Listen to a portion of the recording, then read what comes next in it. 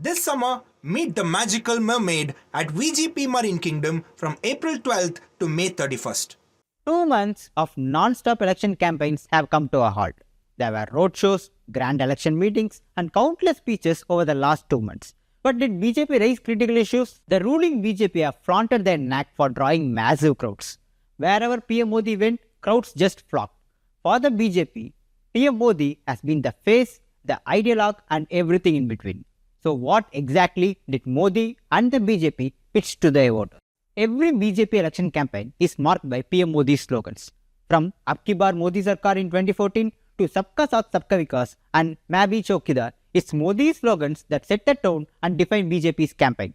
And for 2024, the BJP win with Ab ki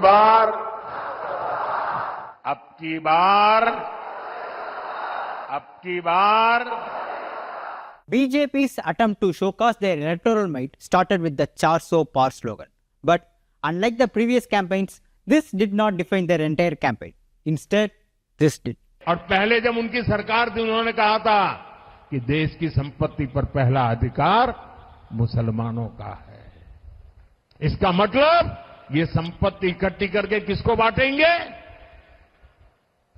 जिनके ज्यादा बच्चे हैं उनको बांटेंगे।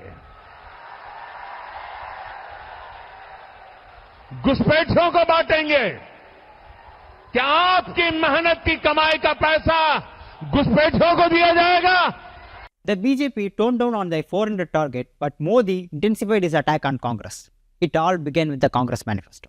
Congress promised a wealth survey, the BJP labeled it pro-Muslim, Modi continued to amp up that rhetoric, and one could say the Indian Muslims were made a target out of it. Congress का manifesto कह रहा है कि वो माताओं बहनों का सोने का हिसाब करेंगे, उसकी जड़ती करेंगे, जानकारी लेंगे और फिर उस संपत्ति को बांट देंगे और उनको बांटेंगे जिनको मनमोहन सिंह जी की सरकार ने कहा था कि संपत्ति पर पहला अधिकार मुसलमानों का है।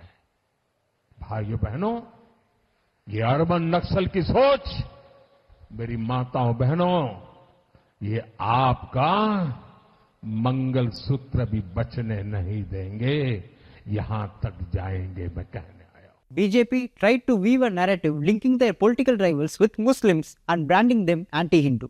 This tactic reached a level where even their own development achievements were presented with an anti-Muslim slant. पूरे उत्तर प्रदेश के अंदर आज व्हीकल बन रहे हैं, मेडिकल डिवाइस पार्क बना है, बुचड़ खानों की जगह गौशालाएं बन रही है। पूरे उत्तर प्रदेश में पहले सिर्फ रमजान और ईद में ही 24 घंटा बिजली आती थी। भारतीय जनता पार्टी की सरकार ने पूरे उत्तर प्रदेश में 20 घंटा 24 घंटा बिजली देने की शुरुआत ये भारतीय जनता पार्टी ने। Reservation is a critical issue in Indian politics. In 2024, it took center stage. Both Congress and the BJP pledged to uphold the rights of SC, ST and OBC communities. But the BJP spun a Hindu-Muslim narrative around it and it was anything but subtle. India alliance को अपने vote bank की गुलामी करनी है तो करें, उनको वहां जाके मुजरा करना है तो भी करें। मैं SC, ST, OBC आरक्षण के साथ डट करके खड़ा हूं, खड़ा रहूंगा, जब तक जान है लड़ता रहूंगा। The BJP did not just win 2 consecutive elections, they did so by huge margins. Their strategy involved aggressive targeting of Congress, promises of development, and they retained that power by highlighting their track record in office. But BJP's 2024 campaign barely had mentions of promises or performance. Instead, it was a generic pledge for a distant future, not for 2029 or 2034, but for 2047. मैं चाहता हूं कि मेरे देश के नौजवान उनके मन में जो ख्याल आए वो मुझे भेज दें। ऐसा फाउंडेशन तैयार करना चाहता हूं जिसके कारण मेरा 2047 का जो लक्ष्य है ना, वो और निकट आने लगे। Corruption allegations against Congress had some space too. Modi आज आपको एक और गारंटी दे रहा है। 4 जून के बाद नई सरकार बनते ही ऐसे हर भ्रष्टाचारी उनकी जिंदगी जेलों में ही बीतेगी। And let's not forget Pakistan, because certainly the BJP didn't. RK Singh को वोट ये विकास के कारण मत दीजिएगा, वोट जरूर देना है मगर इसके कारण मत दीजिएगा। मैं कारण अब बताता हूं। आरा वालों मुझे बताओ, ये पाक ऑक्यूपाई कश्मीर हमारा है या नहीं है?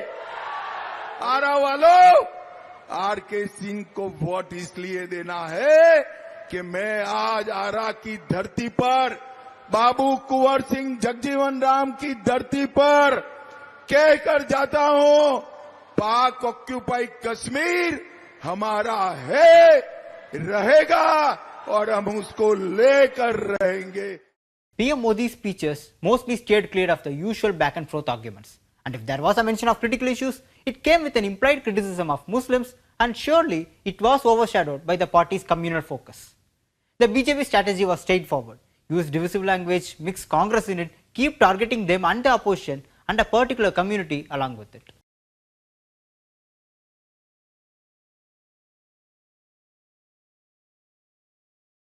This summer, meet the magical mermaid at VGP Marine Kingdom from April 12th to May 31st.